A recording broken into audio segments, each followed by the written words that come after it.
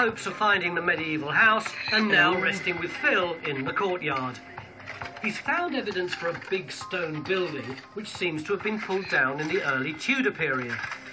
Go on, Raksha, let's swing a pick at it. But he doesn't know when it was built. The crucial thing is that we had some good pottery out of that robber trench yesterday, which is what date? That was roughly second half of the 15th century. We've also got residual mid-13th century pottery coming out of this trench as well. There's not much, there's only 3 sherds, but they're in quite good nick. So it looks to me like there was definitely something going on in the middle of the 13th century. I mean, we're getting more and more of this stone, some of which is carved, and I see we've now got some wall plaster, and we've also now got window glass. So we're beginning to get, you know, what's above the wall, the building itself. Oh, that shows that the material that we've been looking at and thinking is demolition rubble really is demolition rubble of a building, and that we are genuinely in a foundation trench. And it gives us some indication of the quality of this building. It's glassed up. And you know, you've got floor tile as well. Before we get too carried away, Phil, one thing we haven't got is this 1250 to 1450 horizon. There is no pottery whatsoever of that date come out of this trench yet. Oh, I don't know about that. Despite Paul's misgivings, Phil's starting to convince himself that he's got a medieval building that stood here until the early Tudor period. There's no doubt that it would have been an impressive stone building, and it's got our experts wondering if it could be either the original medieval hall or the previous chapel, both of which the records say were still standing in the early Tudor period, even if we don't know where. Oh, I don't know about that.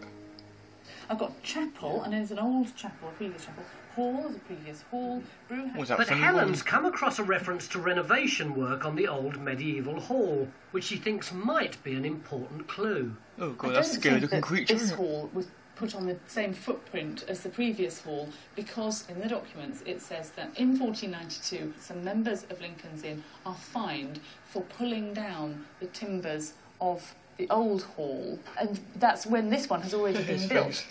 And there's some references. It says the windows to be made with glass at the east end of the hall. Now, I would have thought that if you've got a hall running north-south like this one, the east part is going to be the side and not the end. I think you're absolutely right, because unless I don't know about that. So badly it's untrue, end means gable end. Funny echo, so isn't you must have a hall at 90 degrees to what we're in there.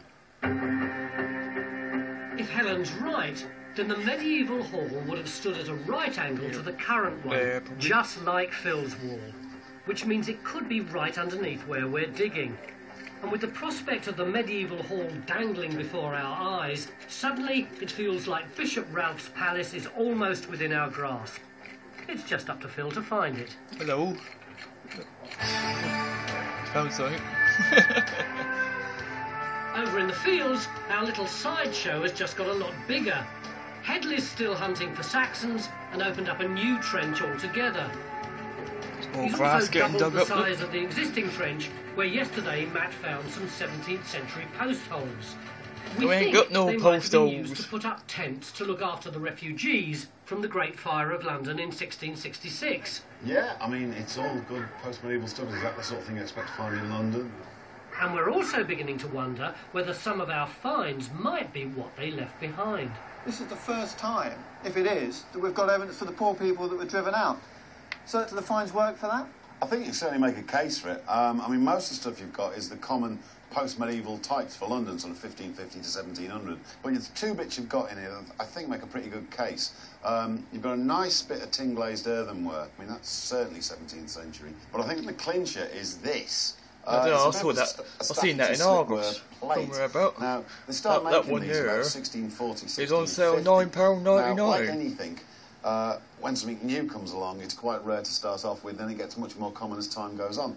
Now, the fact that there is only one piece of this suggests to me that it's quite early on in the life of the industry, so I certainly wouldn't have a problem with... That looks a bit like a flint, actually, doesn't it? Looking at that, Tony. It's an incredibly powerful image of this, what's now a very tranquil spot, being full of refugees with the few possessions that they may have managed to grab as they were forced to leave the city.